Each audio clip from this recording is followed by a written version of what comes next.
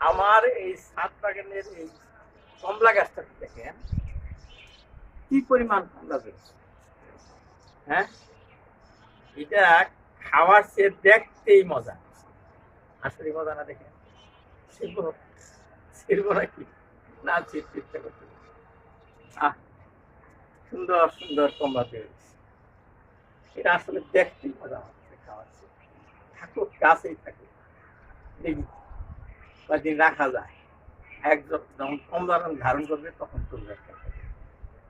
ছিড়বো নাকি না ছিড়বো না, ছিড়বো না। এই যে দেখেন, এই যে দেখেন কমলা আর কমলা, কমলা আর কমলা, এই দেখেন কালার হওয়া শুরু করছে, নরম হওয়া শুরু করছে।